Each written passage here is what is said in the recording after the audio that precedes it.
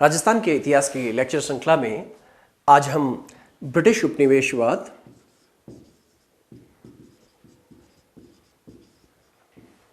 का राजस्थान में प्रसार या ब्रिटिश प्रभुत्व राजस्थान में, जिसके अंतर्गत मेथड आएगा संधियां एवं अन्य। राजस्थान में किस तरह से अंग्रेजों ने संधियां की, इसकी प्रक्रिया हम समझेंगे और किस तरह से अपना प्रभुत्व स्थापित किया। इसकी पूरी अंडरस्टैंडिंग के लिए, पूरी जानकारी के लिए हम इसके कुछ भाग कर देते हैं ताकि इसको इजीली समझा जा सके। एक तो उस वक्त तक का भारत का स्वरूप क्या था, यानी भारत में अंग्रेज क्या कर रहे थे, किस रूप में थे, एक बात ही आती है। कौन गवर्नर जनरल थे, क्या उनकी नीति थी, क्या उनकी नीतियों का असर राजस्थान पर पड़ रहा था, इस बारे में एक बात आएगी। दूसरी बात आएगी कि ये जो पूरा प्रभुत्व है राजस्थान में ब्रिटिश उपनिवेशवाद या ये जो संधियां हैं, इसके कारण क्या रहे। कारण के बाद यहां पे प्रक्रिया क्या रही, किस प्रक्रिया के अंतर्गत ऐसा हुआ, और तीसरी बात आती है कि इसका प्रभाव क्या रहा, राजस्थान में इसके अल्पकालिक दीर्घकालिक प्रभाव क्या रहे। तो जो प्रश्न पूछे जाने सकने की संभावना हो सकती है वो ये है कि ये 15 शब्द में ये आ जाए। इसके अंतर्गत तो घटनाक्रम आएगा जो कि पूछा जा सकता है 15-50 में, और ये 50 शब्दों में प्रश्न आ सकता है कि अंग्रेजों के इस साम्राज्य स्थापना का या उपनिवेशवाद का या प्रभुत्व स्थापना का राजस्थान पर क्या प्रभाव पड़ा है। अब वन बाय वन हम देखते हैं एक बार में। उस वक्त तक की 1818, 17 और 18 में लगभग राजस्थान में ये अंग्रेजों द्वारा संधियां की गई, जिसे हम सब्सिडियरी अलायंस या सहायक संधि कहते हैं। और ये देखने के लिए सबसे पहले हम देखेंगे कि उस काल का परिवेश क्या है। राजस्थान में अक्सर मराठा हस्तक्षेप होता था या मराठों के द्वारा चौथ वसूली के लिए अक्सर यहां अभियान होते थे, जिससे यहां के राजा, यहां की जनता त्रस्त होती थी, क्योंकि वो साथ में लूटपाट भी करते थे। एक पहली बात आती है। दूसरी बात आती है कि यहां आंतरिक कलह थी, आंतरिक कलह, उत्तराधिकार संबंधी कलह या अन्य तरह की कलह यहां पे मौजूद थी। तीसरी बार आती थी कि यहां के जो जागीरदार थे या जमींदार थे या ठिकानेदार थे, ये यहां के राजा महाराजाओं के नियंत्रण में नहीं रह पा रहे थे। इनमें असंतोष व्याप्त था और इनका दमन करना यहां के राजा महाराजाओं के वश में नहीं हो पा रहा था।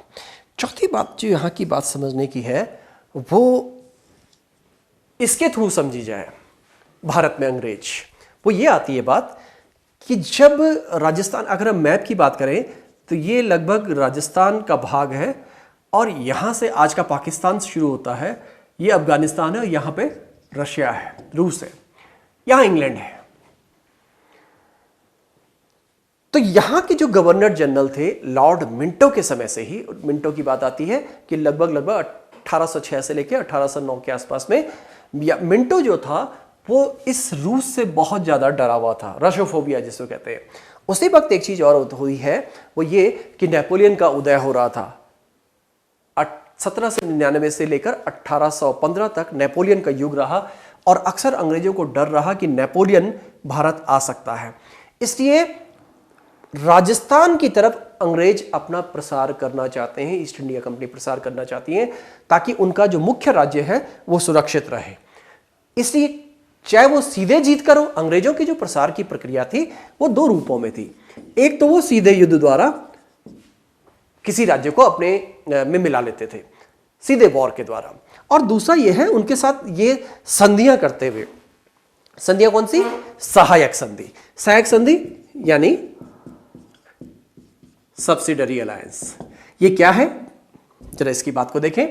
दरअसल सहायक संधि, क्योंकि जो सहायक संधि के प्रावधान हैं वो राजस्थान में जितने भी राज्य हैं सबके साथ ये प्रावधान कतिपय परिवर्तनों के साथ लागू किए गए। इसलिए यहां सहायक संधि को समझना भी आवश्यक है कि भारत में प्रसारवाद के दौरान इन्होंने सहायक संधि कैसे अपनाई और क्या इसके प्रोविजंस हुआ करते थे। प्रोविजन नंबर 1 ये होता था कि आपके यहां पर आपकी जो विदेश नीति है किसी भी राज्य की जिससे ये संधि की जाएगी, उसकी विदेश नीति पर अंग्रेजों का अधिकार हो जाएगा, यानी विदेश नीति पर अंग्रेजों का प्रभुत्व। नंबर 2, उत्तराधिकार संबंधी मामले पर अंग्रेजों का प्रभुत्व। कोई राजा, उसका उत्तराधिकारी कौन कैसे बनेगा, इस पर भी अंग्रेजों का हस्तक्षेप रहेगा। तीसरी बात, आपके राज्य में एक पॉलिटिकल एजेंट या रेजिडेंट की नियुक्ति की जाएगी जो ब्रिटिश इंटरेस्ट को देखेगा। चौथी बात ये आती है कि एक सेना रखी जाएगी आपके यहां पर, जिसको हम सहायक सेना कहेंगे, लेकिन इस सेना का खर्चा उस राज्य को ही देना होगा। पांचवी बात ये आती है कि अगर राज्यों में आपस में जो ये रियासती राज्य हैं, इन राज्यों में कोई अगर वाद विवाद होता है, कोई संघर्ष होने की संभावना होती है, तो अंग्रेज इसमें मध्यस्थता करेंगे। ये 4-5 प्रोविजन मुख्य प्रोविजन हैं और ये पूरे राजस्थान पर लागू होते हैं, पूरे राजस्थान पर लागू होते हैं। अब यहां पर हम देखें, दरअसल सहायक संधि का बैकग्राउंड इस तरह से है कि ये शुरुआत इसकी डुप्ले ने की थी, लेकिन वेलेजली ने भारत में इसको एक नया शेप प्रदान किया। इसलिए बोला जाता है कि सहायक संधि का जनक वेलेजली है, और इसी में सुधार करते हुए हेस्टिंग्स ने इसमें सुधार किया और इस सहायक संधि को उसने थोड़ा संवर्धित करते हुए नाम दे दिया सबऑर्डिनेट आइसोलेशन, अधीनस्थ पृथक्करण की नीति। और इसी के समय में राजस्थान में सारे जो यहाँ की रियासतें हैं, इनके साथ संधियां होती हैं। ये अपने आप में एक फॉरवर्ड स्कूल को मानने वाला था, साम्राज्यवादी दृष्टिकोण रखता था, केंद्रीकरण का दृष्टिकोण अपनाता था। दरअसल एक बात और ऐतिहासिक आती है, ये जो भी पार्ट हुआ करते थे, इनकी कहीं ना कहीं जड़ें मुगलों में भी मौजूद थी। मुगलों ने भी राजस्थान में इसी तरह की पॉलिसी रखी थी। अब कारण आ गए, इसके बाद हम प्रक्रिया पर देखें। प्रक्रिया देखने के लिए हमें वापस फिर इस काल में जाना होगा।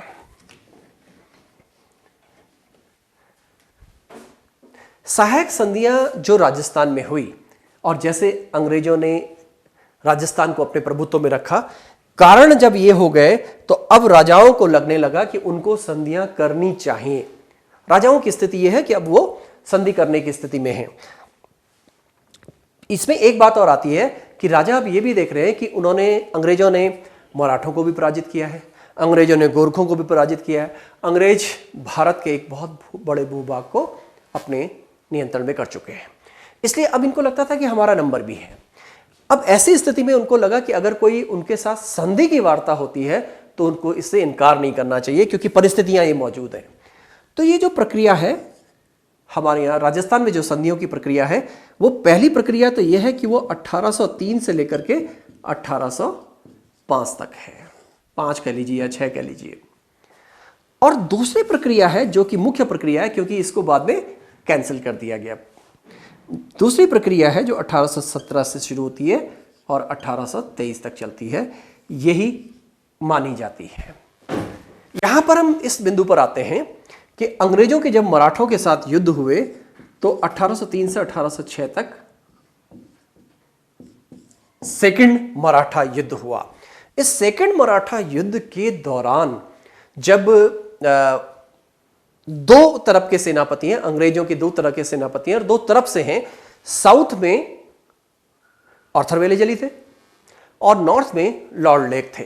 लॉर्ड लेक की यहां राजस्थान में, भरतपुर में, चंबल के एरिया में मुख्य भूमिका रही, और होलकर के साथ इनके जो संघर्ष हुए, भरतपुर में जो इनके संघर्ष हुए, उस संघर्ष की प्रक्रिया में भरतपुर, अलवर और आसपास के जितने छोटे राज्य थे, धौलपुर, ये सब प्रभावित हो चुके थे। इसलिए पहले चरण में यह बात आई कि भरतपुर इन्होंने सितंबर 1803 में ही संधि कर ली, अलवर इन्होंने भी संधि कर ली, धौलपुर इन्होंने भी संधि कर ली, क्योंकि अब इसके अलावा कोई चारा नहीं था। लॉर्ड लेक ग्वालियर को भी पराजित कर चुका था, लॉर्ड लेक दिल्ली को जीत चुका था, अलीगढ़ को जीत चुका था। इसलिए अब राजस्थान के इस इलाके के बचने के चांस थे ही नहीं। इसलिए सबसे पहली बात आती है कि ये जो बॉर्डर डिस्ट्रिक्ट्स हैं या बॉर्डर स्टेट्स हैं, अलवर, भरतपुर, धौलपुर, इन सब ने अंग्रेजों के साथ संधि कर ली। मारवाड़ पे असर इस वक्त सीधा नहीं हो रहा है, इसलिए 3 राज्यों की ये संधियां हैं। इस बीच यहां पर ब्रिटिश प्रशासन को समझना भी जरूरी है। गवर्नर जनरल ने ये निर्णय तो ले लिया, लेकिन जब हम ब्रिटिश पैटर्न की बात करते हैं, लंदन के जो उनके और सीनियर अधिकारी थे जिसको बोर्ड ऑफ कंट्रोल कहा करते थे, उन अधिकारियों ने इन संधियों को मानने से मना कर दिया। इसलिए जब वेलेजली वापस चला गया, वेलेजली को बाकायदा वापस बुलाया गया और उसकी जगह में पहले कॉर्नवालिस आया, फिर जॉर्ज बॉर्लो को चार्ज दिया गया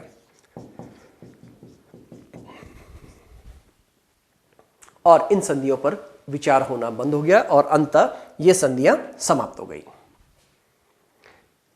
लेकिन अब राजस्थान की रियासतों को समझ में आ चुका था कि देर सवेरे हमें ये सब करना पड़ेगा, यानी संधियां करनी पड़ेंगी और अंग्रेजों के साथ, क्योंकि हमें अगर सुरक्षित रहना है, इस आंतरिक कलह से मुक्ति चाहिए, जागीरदारों जमींदारों से अगर मुक्ति चाहिए, अपनी अगर सुरक्षा चाहिए, तो हमें इनके साथ संधियां करनी पड़ेंगी।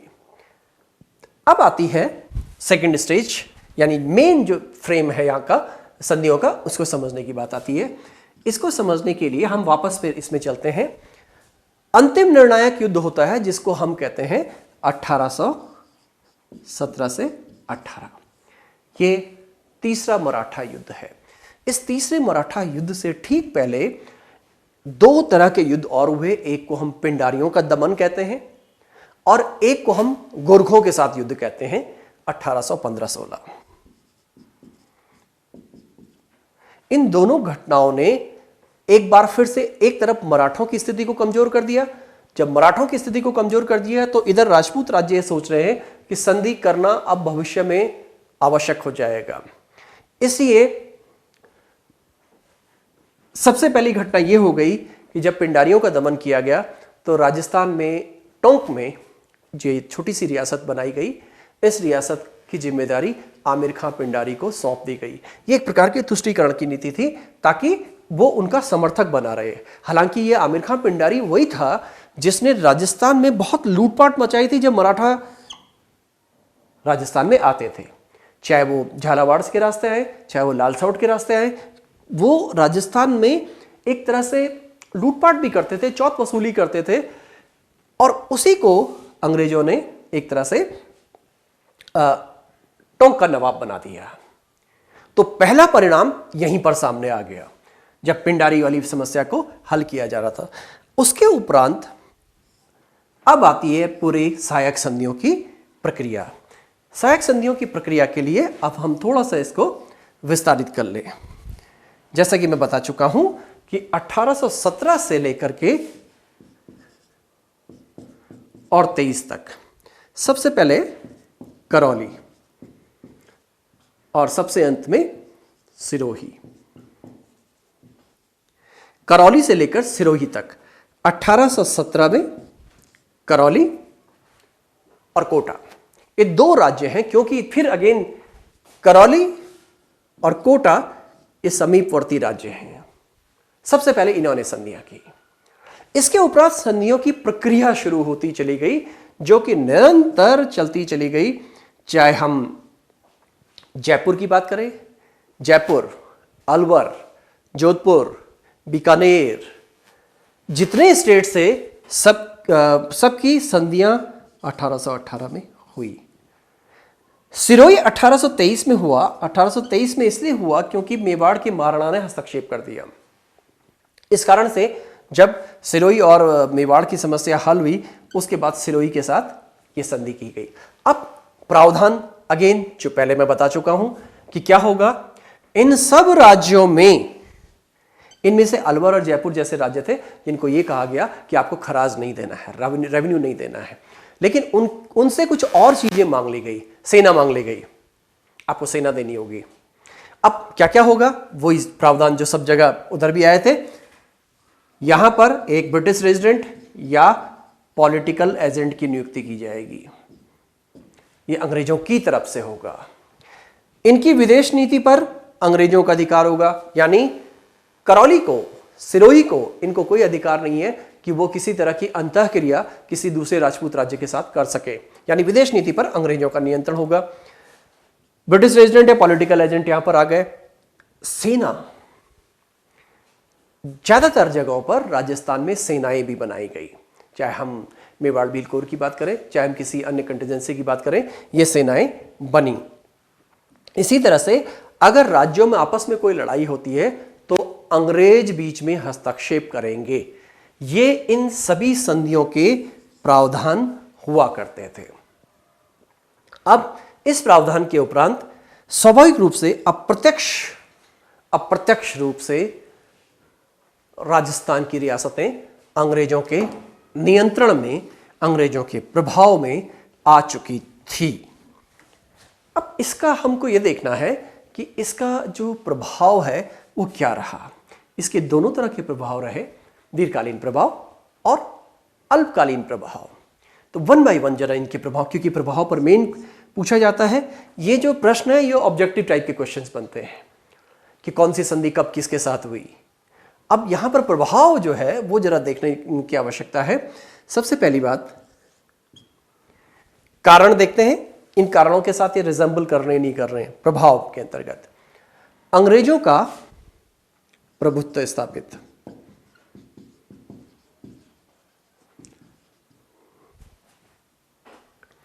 अंग्रेजों ने इस प्रभुत्व को बनाने के लिए गवर्नेंस,